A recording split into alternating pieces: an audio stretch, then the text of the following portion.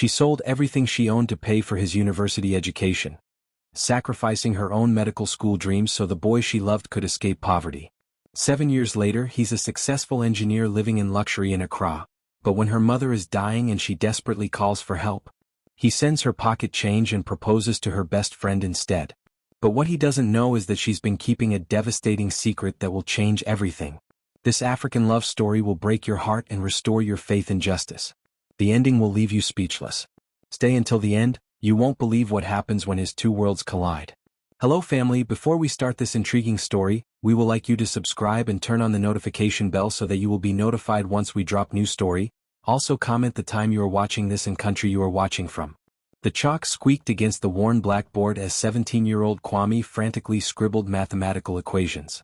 Sweat beaded on his forehead despite the morning breeze that swept through the open windows of Kumasi Secondary School. His worn textbook, held together with tape and prayers, lay open beside crumpled papers filled with his desperate calculations. "Time," called Mr. Asante, the mathematics teacher whose stern voice could silence even the most rebellious students. Kwame's heart sank as he looked at his half-finished exam paper. Around him, his classmates confidently submitted their work, their branded calculators and pristine textbooks a stark contrast to his meager supplies. He knew this moment would determine whether he'd qualify for university admission, his only escape from the grinding poverty that had defined his entire life. As students filed out, chattering excitedly about their weekend plans, Kwame remained seated, staring at the incomplete answers that represented his crumbling dreams. The scholarship he desperately needed seemed to slip further away with each passing second.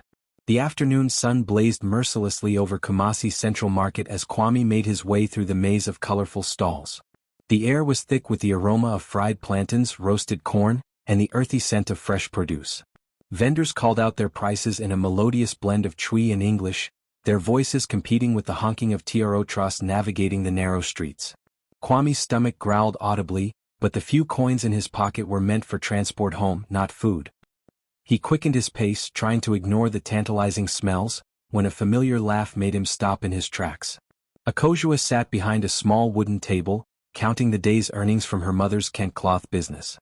Her bright yellow head wrap caught the sunlight, and her infectious smile lit up her entire face as she chatted with customers. At 18, she carried herself with a confidence that came from helping support her family while excelling in school. "Kwame," she called out, waving him over.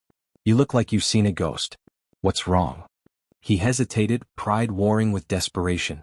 Akojua had been his closest friend since childhood, the girl who shared her lunch when his was forgotten, who stayed after school to help him with subjects that came easily to her brilliant mind.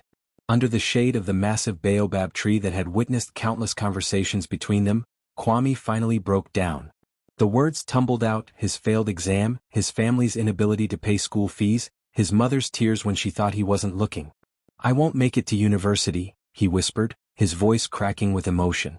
"All those dreams we talked about, becoming an engineer, building bridges, helping our community, it's over, Akojua."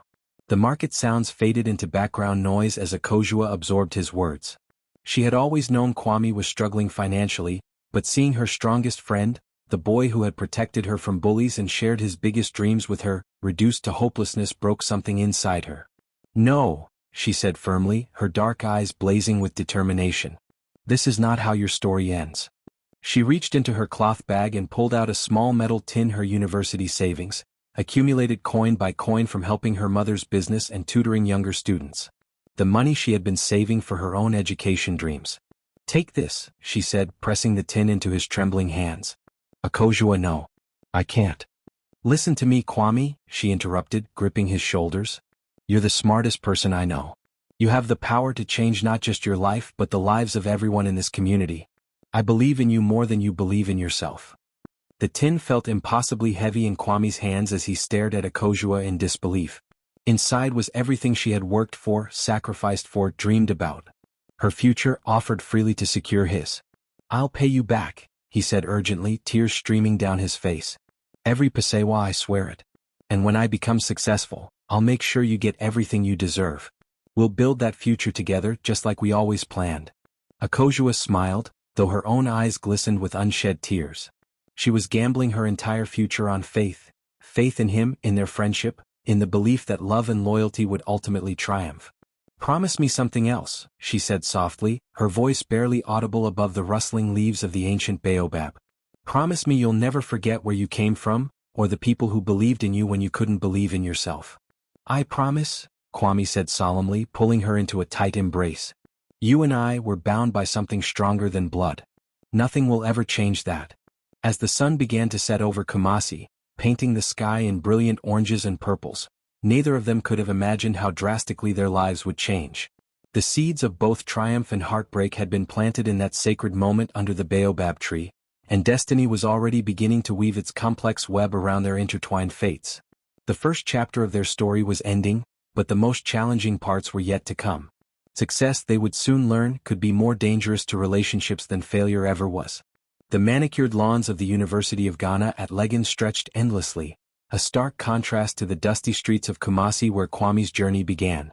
Students in crisp uniforms hurried between modern lecture halls, their expensive smartphones glinting in the afternoon sun. Among them walked Kwame, now 21, his transformation so complete that old friends from home might have struggled to recognize him. His tailored shirt and polished shoes spoke of newfound prosperity, earned through academic excellence and strategic networking. The scholarship that Akojua's sacrifice had secured for him had opened doors to internships with multinational companies, each opportunity building upon the last like carefully stacked building blocks. Kwame, called out Dr. Mensah, his engineering professor, from across the courtyard. Just the man I wanted to see. I have exciting news about your application to the engineering firm in Accra. Kwame's heart raced. This was the moment he'd been working toward, a position at Goldstone Engineering, one of West Africa's most prestigious firms. Success was finally within his grasp, so close he could taste it. You got it, Dr. Mensah announced with a broad smile. They were impressed by your thesis on sustainable infrastructure. The salary they're offering? Well, let's just say you'll never have to worry about money again. As Kwame shook his professor's hand, accepting congratulations from nearby students, a small voice in his mind whispered Akojua's name. He hadn't spoken to her in months, caught up in the whirlwind of final exams and job interviews. The guilt sat in his stomach like a stone. That evening, in his comfortable dormitory room lined with engineering textbooks and achievement certificates, Kwame finally dialed the familiar number. The phone rang several times before Akojua's warm voice filled the line. Kwame? Oh my goodness, is that really you? Her excitement was infectious, immediately transporting him back to simpler times under the baobab tree. It's me, he said, surprised by how formal his own voice sounded. I have news. Good news. Tell me everything, she exclaimed, and he could picture her sitting in her family's small home, probably still wearing the same bright fabrics that had always made her stand out in any crowd. He told her about the job, the salary, the apartment the company would provide in Accra's upscale East Legon area. With each detail, he felt the growing distance between their worlds, his ascending rapidly into Ghana's elite circles, hers remaining grounded in the market squares and community gatherings of Kumasi. I'm so proud of you, Akojua said softly, and he could hear the emotion in her voice. All those dreams we shared, they're coming true. Our dreams, Kwame corrected quickly, though something in his tone had shifted. I'll send money soon. For your university fees. I haven't forgotten my promise. But even as he said the words, they felt different now. What had once felt like a sacred vow between equals now sounded uncomfortably like charity from someone who had moved beyond his origins. 6 months later, the rooftop terrace of Accra's most exclusive hotel buzzed with the conversation of Ghana's business elite. The city's skyline glittered below like scattered diamonds, a testament to modern Africa's growing prosperity. Kwame, now wearing a suit that cost more than his family's monthly income, moved confidently through the crowd of engineers, politicians, and entrepreneurs. Kwame, there's someone I'd like you to meet, said Mr. Asidu, his boss at Goldstone Engineering, approaching with a young woman whose elegance seemed to light up the entire gathering. This is Ama Ajay, Mr. Asidu continued. She's just returned from studying international law at Oxford. Her father owns Ajay Construction. I believe you know of them. Kwame's breath caught in his throat. Ama was stunning, with an effortless sophistication that spoke of private schools, international travel, and a world he was just beginning to enter. Her smile was warm but measured, her handshake firm and confident. I've heard impressive things about your work on the Tema Bridge project, Ama said, her accent carrying the refined tones of Ghana's educated elite. Sustainable engineering with social impact, it's exactly what this country needs. As they talked, Kwame found himself captivated not just by her beauty, but by her sharp intelligence and shared vision for Ghana's future. She spoke of development projects that could transform communities, of partnerships between engineering and policy that could lift entire regions out of poverty. For the first time in months, thoughts of Akosua faded from his mind. Here was someone who understood his new world, who could walk beside him in the corridors of power he was just beginning to navigate. The weeks that followed blurred together in a whirlwind of high-stakes projects, society events, and increasingly frequent dinners with Amma. Kwame threw himself into his new life with the same intensity he had once applied to his studies, each achievement building his confidence and pulling him further from his roots. His small apartment in East Legon became a symbol of his transformation: modern furniture, imported appliances, and framed photos of himself with government ministers and business leaders. The pictures of home, including the one cherished photo of him and Akosua under the Baobab tree, had been quietly moved to a drawer. When his phone rang on a quiet Sunday evening, Akosua's number on the screen felt like an intrusion from another lifetime. "Kwame," her voice was different, strained, tired. "I've been trying to reach you for weeks." "I'm sorry," he said, though his attention was divided between her call and the proposal he was reviewing for a major infrastructure project. "Work has been incredibly demanding.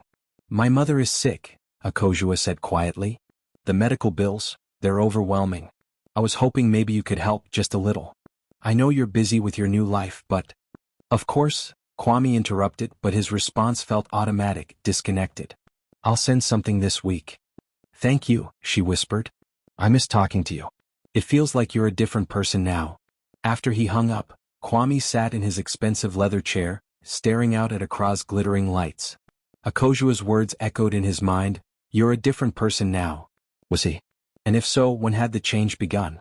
The promise he had made under the Baobab tree felt like something from someone else's life, a naive vow made by a boy who couldn't have imagined the complexities of success. Now, as he prepared for another dinner with Amma and her influential family, that old life seemed impossibly distant. But promises, like roots, have a way of demanding acknowledgement, even when we try to bury them beneath new soil.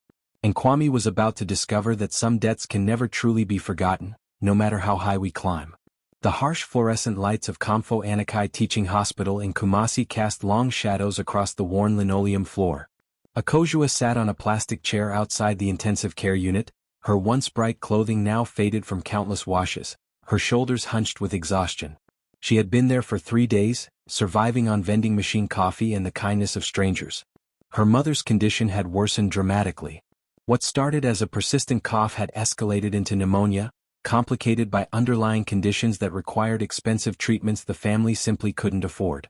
The doctors spoke in medical terms that felt like a foreign language, but their meaning was crystal clear. Without proper treatment, time was running out. Akosua's phone buzzed weakly, the battery nearly dead, just like her hope. A text from Kwame, sent 500 cedis. "Hope it helps. Busy with major project. Will call soon." 500 cedis. The amount that once would have seemed like a fortune now barely covered 2 days of her mother's medication. She stared at the message, remembering when Kwame's promises meant everything, when they dreamed together of futures that seemed impossibly bright. Her best friend Mercy appeared at her side, carrying a thermos of hot tea and a face filled with concern. "Any word from the doctors?" Mercy asked gently, settling into the chair beside her. "They need 15,000 cedis for the surgery," Akosua whispered, her voice barely audible. "I've sold everything we own. I've borrowed from everyone I know. It's still not enough." Mercy squeezed her hand. "What about Kwame? Surely he can help more than this." Akosua's laugh was bitter. "Kwame lives in a different world now. I saw pictures on Facebook him at some fancy party in Accra, wearing clothes that cost more than my mother's entire treatment.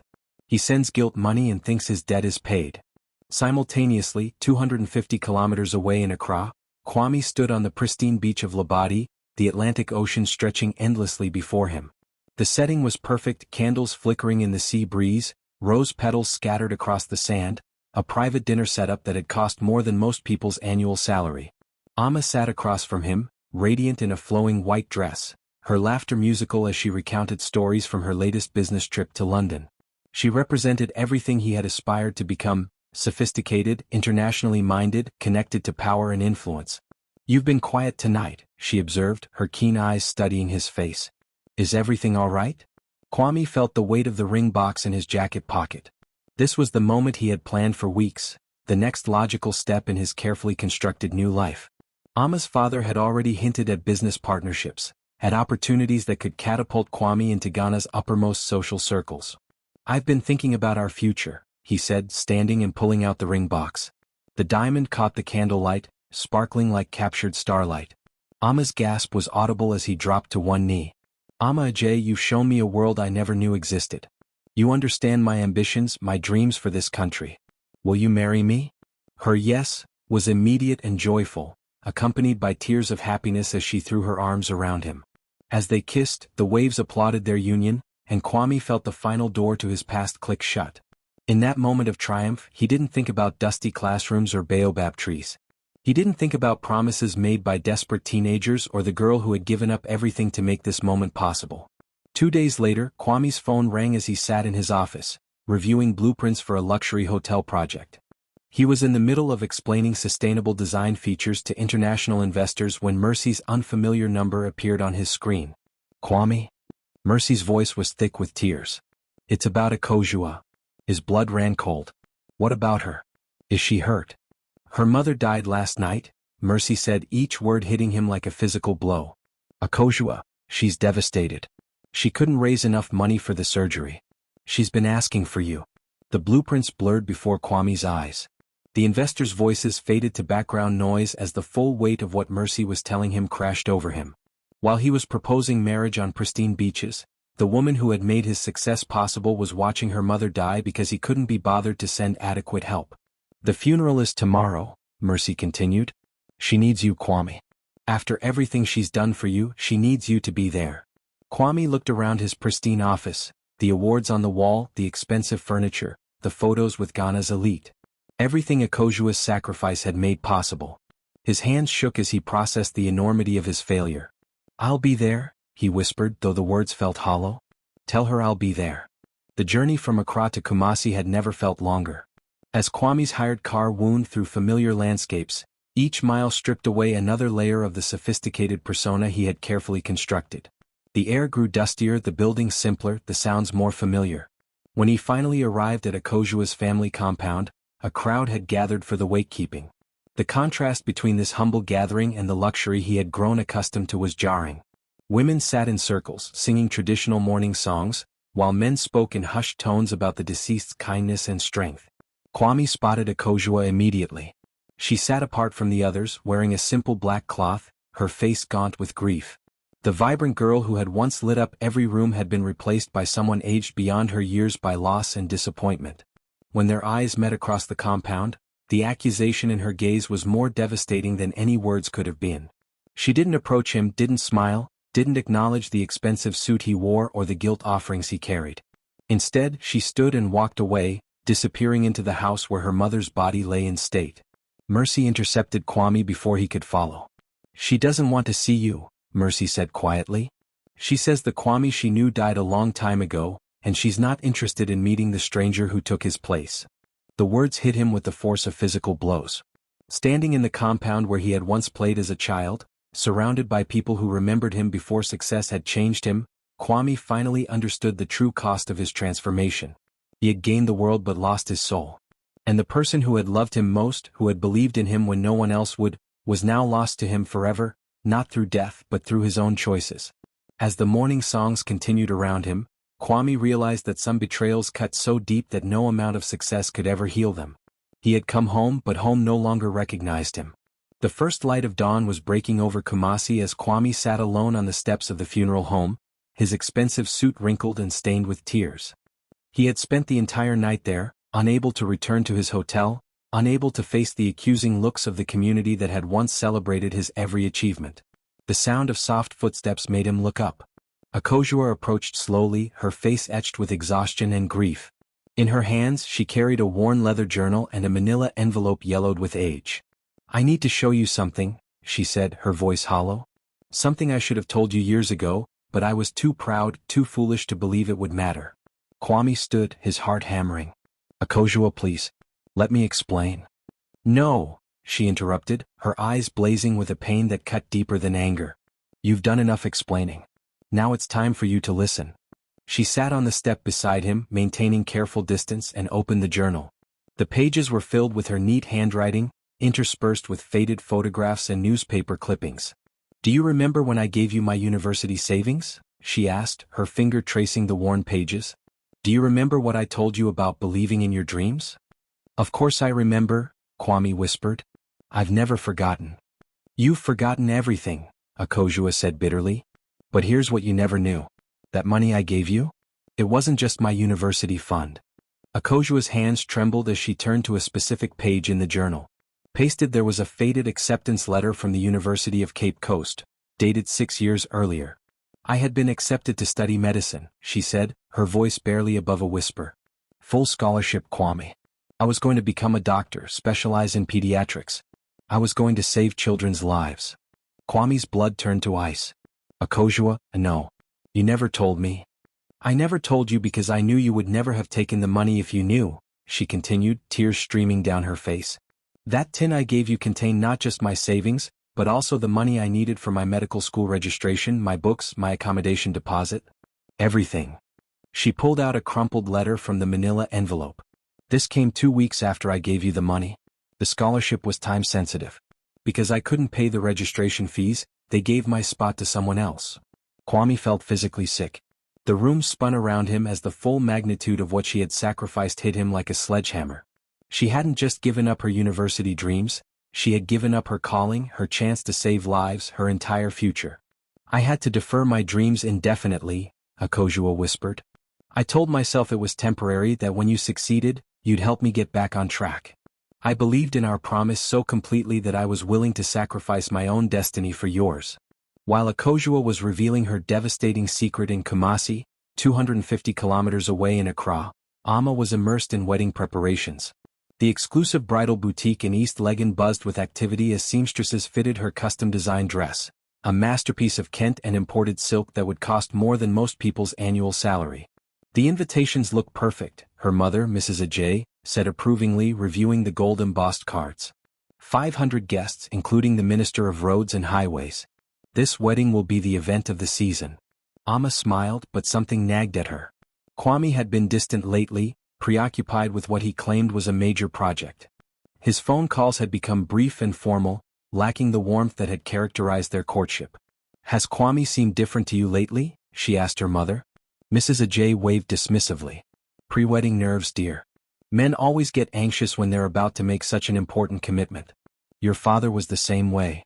But Amma's instincts told her something deeper was troubling her fiancé.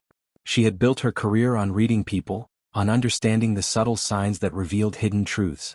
And lately, Kwame had been carrying the weight of a secret that was slowly destroying him from within. "I think I'll surprise him with a visit," she decided. "Maybe he needs to know I'm here for him, whatever he's going through." Back in Kumasi, Akojua closed the journal and looked directly at Kwame. The morning sun cast long shadows across the funeral home steps, and in the distance, the city was waking up to another day of struggle and survival. "After you left for university, I tried to rebuild," she said, her voice steady despite the tears. "I applied for loans, looked for alternative paths to medical school. But without connections, without money, without the opportunities your success could have provided, every door was closed to me." Kwame was openly weeping now, the weight of her sacrifice crushing him. "Why didn't you tell me? Why didn't you ask for help?" "I did ask," Akojua said quietly. "Remember the phone calls you were too busy to take? The messages you replied to with money transfers instead of conversations? I was trying to tell you, but you had already decided I was a burden from your past rather than a partner in your future." She stood up, brushing the dust from her morning clothes. "I stayed in Kumasi helping my mother with the Kent business, tutoring children for pocket change, watching my dreams fade while yours soared. And do you know what the cruelest part was?" Kwame couldn't speak, could barely breathe through his grief. "I never stopped believing in you," she whispered. "Even when you stopped believing in me. Even when you chose a woman who never had to sacrifice anything for your success. I kept hoping that somewhere in your heart, you remembered the promise we made under the Baobab tree." A car horn honked in the distance, and Akojua glanced toward the street. "I think someone's looking for you," she said. Kwame turned to see a familiar luxury sedan pulling up to the funeral home. His heart stopped as he recognized the driver, Amma's personal chauffeur. Through the tinted windows, he could see her elegant silhouette, and he knew that his two worlds were about to collide in the most devastating way possible. The moment he had been dreading, the reckoning he had tried to avoid, was finally here. Amma stepped out of the car, her designer outfit a stark contrast to the humble surroundings, her face filled with concern that would soon turn to shock and betrayal. "Kwame," she called out, her voice carrying across the morning air. "What are you doing here? I've been worried sick about you." As Amma approached, her eyes taking in the funeral home, Akojua's mourning clothes and Kwame's tear-stained face, the truth began to dawn on her. This wasn't just a business trip or a family obligation. This was the secret that had been eating away at the man she was planning to marry. The three of them stood frozen in a triangle of hurt, betrayal, and impossible choices. The past, present, and future had converged in one devastating moment, and nothing would ever be the same again. The silence stretched like a taut wire as Amma took in the scene before her, Kwame's tear-stained face, the mourning clothes of the woman beside him, the worn journal clutched in trembling hands. Her sharp legal mind began piecing together fragments she had been too in love to notice. His mysterious phone calls, his distant behavior, his reluctance to talk about his past. "Who is she?" Amma asked quietly, her voice carrying the precision she used in courtrooms. Kwame opened his mouth, but no words came. How could he explain years of deception in a single moment? How could he make her understand the depth of his betrayal without destroying everything they had built together? "I'm Akojua," the other woman said, standing with dignity despite her grief. "I'm the reason your fiancé could afford to become the man you fell in love with." Amma's eyes narrowed as she studied Akojua's face, the intelligence behind the pain, the strength beneath the sorrow. This wasn't just any woman from Kwame's past. This was someone who had mattered, someone who still mattered. "I see," Amma said slowly. "And what exactly does that mean?" Akojua held up the journal, its pages fluttering in the morning breeze. "It means I gave up my life so he could have his. I gave up my dreams of becoming a doctor, my future, my everything. And when I needed him most, when my mother was dying, he sent pocket change and made excuses." The words hit Amma like physical blows. She had built her relationship with Kwame on the belief that they were equals, two successful people choosing each other freely. The revelation that his success was built on another woman's sacrifice changed everything. Kwame finally found his voice, though it cracked with emotion. "Amma, please, let me explain. It's not what you think." "It's exactly what I think," Amma interrupted, her composure cracking. "You lied to me. About your past, about how you got where you are, about who you really are. Every conversation we've had about building a future together has been built on deception." She turned to Akojua, her voice softening with unexpected respect. "You gave up medical school for him?" Akojua nodded, tears flowing freely now. "I believed in him more than I believed in myself. I thought love meant sacrifice, that friendship meant putting someone else's dreams before your own. And he abandoned you," Amma said, the pieces falling into place. "Left you here while he built a life with me in Accra, never telling me that everything we have exists because of your sacrifice." The accusation hung in the air like smoke from a funeral pyre. Kwame looked between the two women who represented the best and worst of who he had become. Amma, whose love had been built on lies. Akojua, whose love had been repaid with betrayal. "I tried to pay her back," Kwame said weakly. "I sent money." "Money?" Akojua's laugh was hollow. "You think money can restore 6 years of lost opportunities? Can bring back my mother? Can give me back the children I could have saved if I had become a doctor?" Amma walked away from both of them, her hands pressed to her temples as she processed the magnitude of what she had learned. The wedding preparations, the future they had planned, the life she thought they would build together. All of it felt like a house built on sand. She had always prided herself on being a woman of integrity, someone who stood for justice and truth. How could she marry a man who had built his success on another woman's sacrifice and then abandoned her in her darkest hour? "Kwame," she said finally, turning back to face him. "I need to understand something. Do you love me?"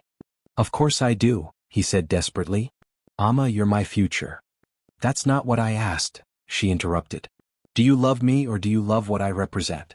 The access, the connections, the status that comes with being part of my family?" The question pierced through all his defenses, forcing him to confront a truth he had been avoiding.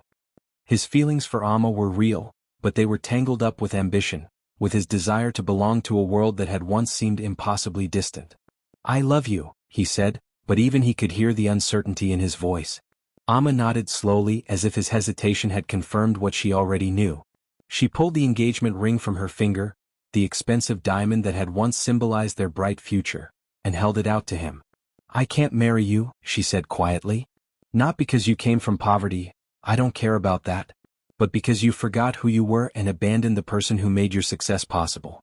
A man who can do that will eventually do it to me too." As Amma walked back to her car, her shoulders straight despite her broken heart, Kwame fell to his knees on the dusty ground. The ring fell from his numb fingers, its sparkle meaningless now. "Akojua," he whispered, turning to the woman who had stood by silently during his public humiliation. "What do I do? How do I fix this?" She looked down at him with eyes that held no anger, only profound sadness. "You can't fix it, Kwame. Some things once broken can never be repaired. But you can choose who you want to be going forward. Tell me how," he begged. "Tell me what you need."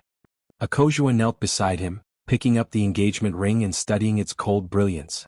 "I don't need anything from you anymore. I've learned to stand on my own. But there's something I want you to understand." She placed the ring back in his palm and closed his fingers around it. "Success without integrity is just elaborate failure. Money without compassion is just expensive emptiness. You achieved everything you dreamed of, but you lost yourself in the process." "I can change," Kwame said urgently. "I can be better. Give me another chance." "The chance I'm giving you isn't for me," Akojua said, standing and brushing the dust from her clothes. "It's for all the other young people in situations like yours, who will be tempted to forget where they came from when success calls their name." She picked up her journal and tucked it under her arm. "I'm going back to school, Kwame.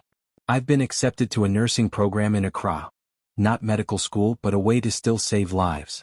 I'm funding it myself, through the small business I've built from nothing." Kwame's eyes widened. "Akojua. I don't want your money," she said firmly. "I want your promise. But not the empty words you gave me under the Baobab tree. I want you to promise that you'll use your success to lift others up, the way I tried to lift you. I want you to remember that every achievement builds on someone else's sacrifice." 6 months later, the annual graduation ceremony at Kwame's old secondary school in Kumasi was different.